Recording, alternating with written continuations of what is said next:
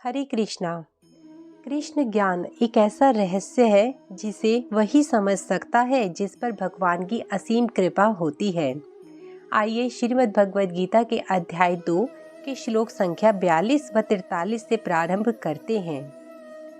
याम इमं पुष्पितां वाचं प्रवदन्ति अविपक्षिता वेदवात् रदा पार्थ न अन्यत् अस्ति इति वादिना काम आत्मना स्वर्गा परा जन्म कर्म फल प्रदाम क्रिया विशेष बहुलाम भोग ऐश्वर्य गतिम प्रति।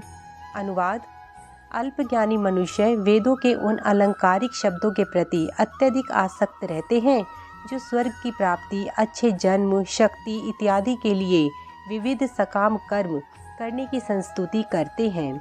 इंद्रिय तृप्ति तथा ऐश्वर्य में जीवन की अभिलाषा के कारण वे कहते हैं कि इससे बढ़कर और कुछ नहीं। तात्पर्य में प्रभुपाद जी समझाते हैं, साधारणतः सब लोग अत्यंत बुद्धिमान नहीं होते। वे अज्ञान के कारण वेदों के कर्म कांड भाग में बताए गए सकाम कर्मों के प्रति अत्यधिक आसक्त रहते हैं।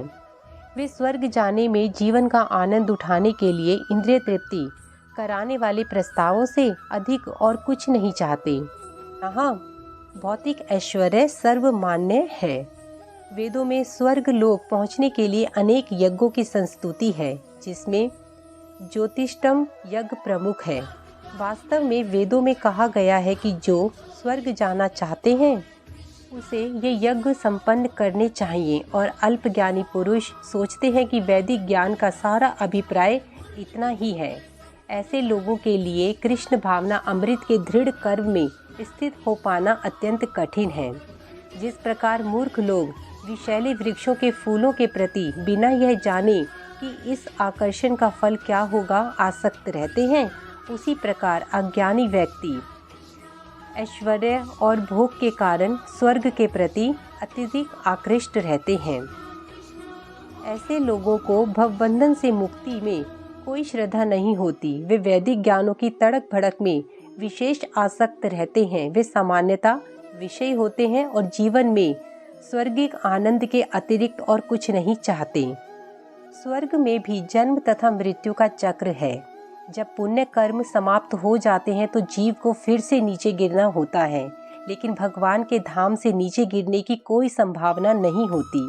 अतः भक्त कभी भी स्वर्ग की इच्छा नहीं करते। वे तो भगवान के धाम गोलोक की कामना करते हैं, जहाँ वे भगवान की सेवा व संग पा सके।